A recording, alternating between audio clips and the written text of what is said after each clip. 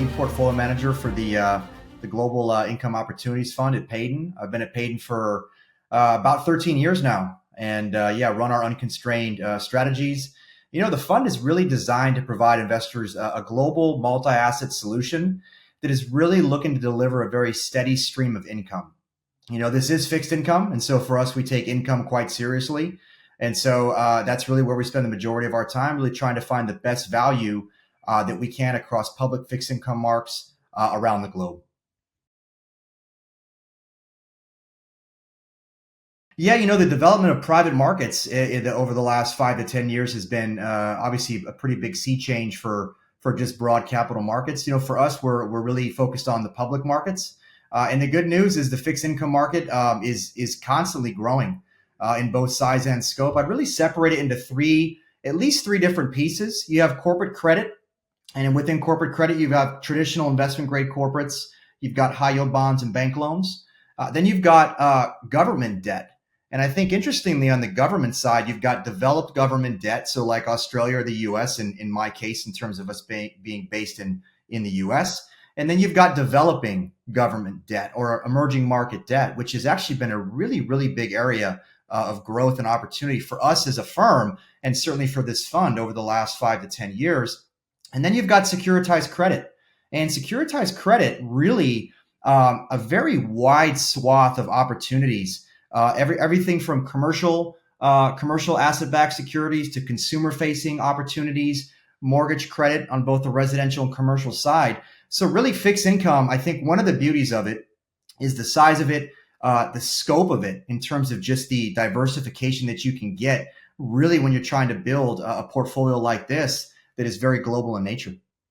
The last 3-4 years have been challenging for various reasons. Obviously, coming out of COVID, an extraordinary period of time, rising inflation, something that none of us have really experienced throughout our careers. And then I think that, just geopolitical risks and all sorts of policy that we're now encountering, whether it's in the States or really, really globally speaking, I think it's been a tricky time for investors. But the good news is I think fixed income yields they're attractive. The yield of the fund today is north of 5%.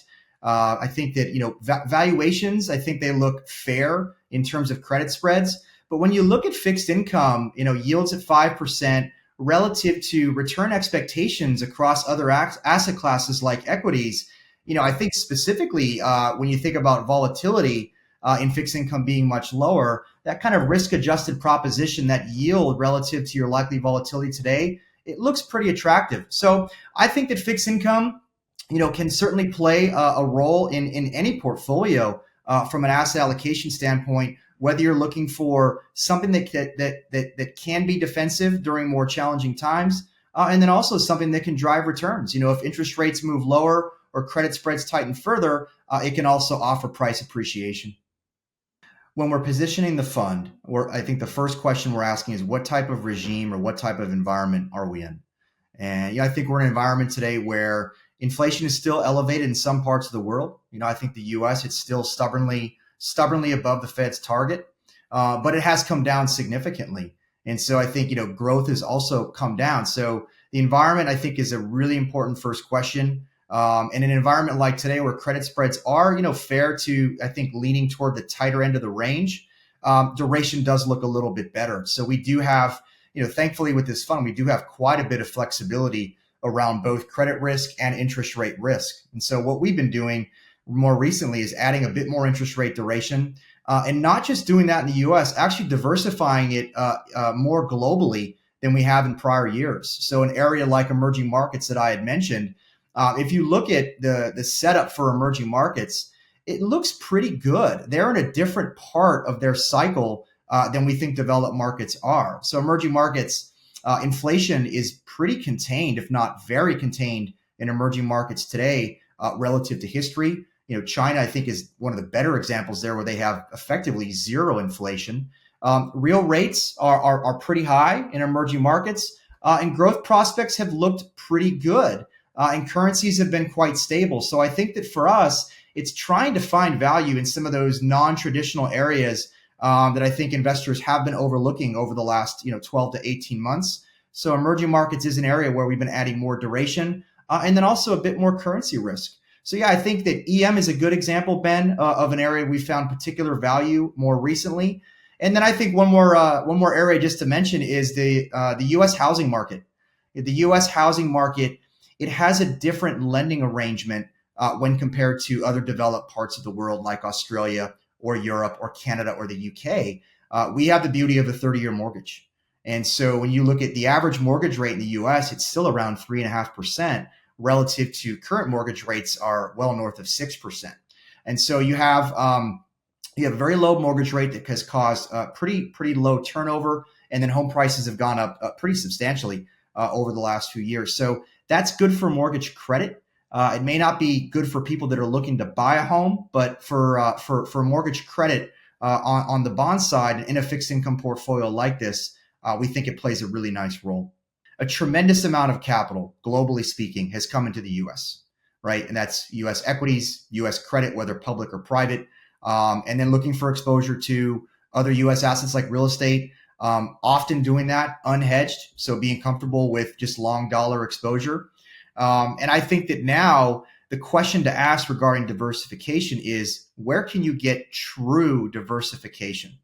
And I think that emerging markets is a really good example of that. And let me just qualify it a bit, if I may. If you think about traditional fixed income, globally speaking, right, corporate credit, especially U.S. corporate credit, it's really facing a very common factor, and that's the U.S. consumer, right? 80% of U.S. GDP is the U.S. consumer. U.S. housing is also facing the U.S. consumer. Credit card ABS is facing the U.S. consumer. So you have this U.S. fixed income market that is by and large facing the same thing. And yes, we will say that, okay, we own corporate credit, we own securitized credit, we own various different asset classes, so there is diversification. There's some truth to that. But where can you get true diversification? I think emerging markets is a really good example, because emerging markets does not face the U.S. consumer. Emerging markets faces something entirely different. Now, it's not to say that there isn't connectivity between the U.S. and EM. There certainly is to some degree. But I think for us, that's an area where we think we get real diversification. In an environment, Ben, where the U.S. consumer does seem to be slowing down. What do we think we're good at? Where is our edge? And that's really, I think, what you're asking, our superpower. I think for us, it is certain parts of credit markets. And I think emerging market debt is an excellent example. Securitized credit is another very good example. And of course, we have, I think, very strong capabilities, and our track record would suggest this in corporate credit as well. But emerging markets, just to really harp on this particular topic, because I think it's very relevant to the environment today and to the firm. Our team at Payden has been participating in EM since the late 90s. So 25 plus years of experience in EM. I think when the team was formed, there were like 10 countries that they were covering in the emerging markets index. Now there's 80. So just, sense of perspective there, it's grown dramatically, and they've seen it from the very early days. We've got over 12 billion in dedicated assets being managed in emerging market portfolios. And, we've got a team of analysts that are covering each of the regions, globally speaking. And for this particular fund, something that I think is really, really important for investors to think about is, what are they getting with not just the fund, but also with specific asset classes within the fund. So within emerging markets, the team covers 80 countries. Today, the fund owns about 15 of them. So we are very much thinking about what's appropriate for this fund. What are we trying to deliver to our investors, which is stable returns, some downside protection in tough markets, and then hopefully consistent performance above and beyond cash over medium to long-term timeframes. To do that, you don't necessarily need or want to own everything in all the specific asset classes. So I think that that's one of the edges of Payden, is not just the deep credit experience, but also long and tenured recognition of what isn't appropriate for specific strategies. And I also think, last thing, the size of the firm, at 165 billion in assets, US dollar assets, I think that makes us quite relevant to counterparties and relationships on Wall Street, but also not so big, Ben, that I think, position sizes are diluted.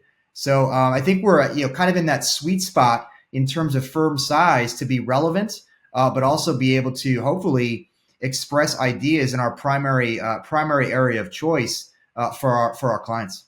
I think the difficulty that the subprime consumer, so that lower income cohort, that lower credit score part of the consumer market, if you look at the performance there, it's deteriorated pretty significantly over the last 2 or 3 years.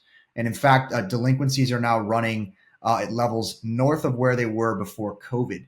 So I think inflation has presented a lot of challenges, and I think for the lower income cohort, they've been pretty pronounced there. So we've been very cautious on unsecured parts of the consumer facing market, certain parts of the auto securitization market, and even certain parts of corporate credit. So certain retailers that are facing that lower income cohort, they've been struggling a bit. So yeah, I think that there are certain pockets of the market where investors should be cautious.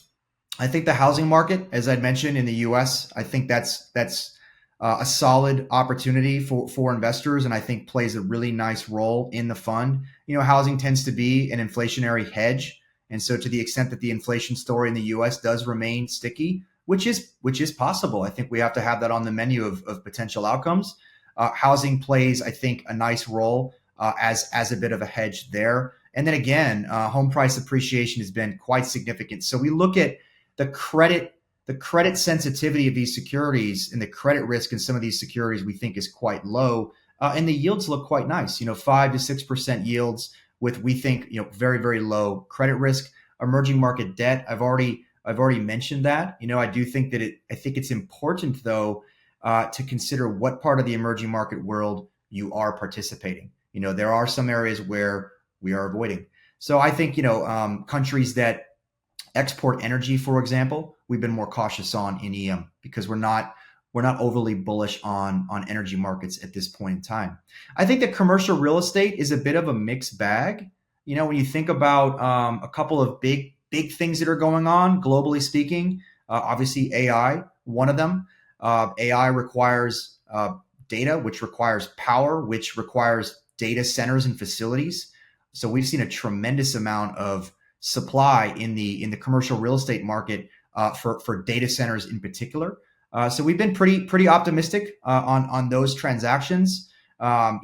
Big tenants like Meta, Microsoft, for example. So very very solid credits where you can get real nice yield in some of these data center transactions. Office is still, I think, for us an area of caution.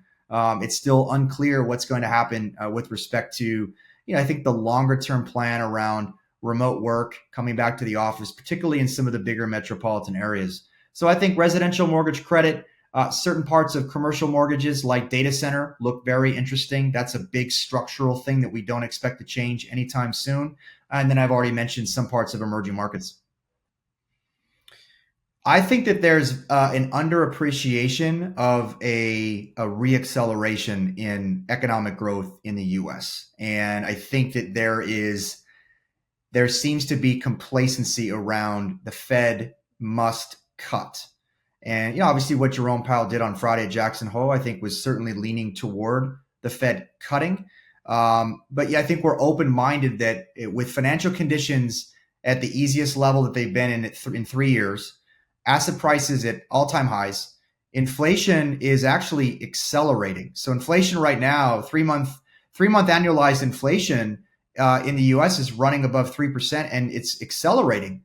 So we look at that setup, Ben, and we say, yeah, maybe the Fed cuts once, but they're easing into an environment where the economy really could accelerate. And on top of that, we've just gone through pretty extraordinary policy measures, tariffs, fiscal, immigration, obviously, has been a big policy issue in the U.S. So I think for us, we're trying to be very open-minded that actually some of the complacency around, well, the Fed must cut, and the economy is slowing, there's a chance that it accelerates. And if it does, I think investors could be really surprised at the long end of the yield curve.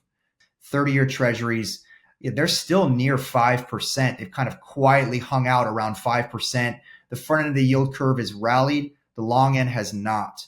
And so I think just the complacency around the Fed and what they control, which is the front end of the yield curve, and then what they don't control, which is the long end. I think investors could be very surprised there. Yeah, I think one thing we really take pride in at Payden is our investors get access to the entire firm. So we offer access to all of the intellectual property at the company, and so that includes obviously me, this specific team that manages the fund, but I think more importantly, traders, analysts, portfolio managers across all the dedicated areas that I described: corporate credit, government debt, securitized credit. I think our economics team is fantastic. They produce content regularly that I think is really thought provoking and a bit cutting edge at times, to be candid. And so we provide access to all of these resources at Payden. We like to think of ourselves as a partner with our clients, helping them solve problems. And in fact, this strategy was formed over 16 years ago in partnership with a client who was looking for stable returns above and beyond cash and downside protection. And so that turned into this strategy. And I think that really is on brand with what we take pride in at Payden. Thank you to GSFM, our partners down there. It's been, I think, over 13 years now, the relationship. So very grateful for the partnership that we have down there, and really look forward to seeing you all in Australia very, very soon.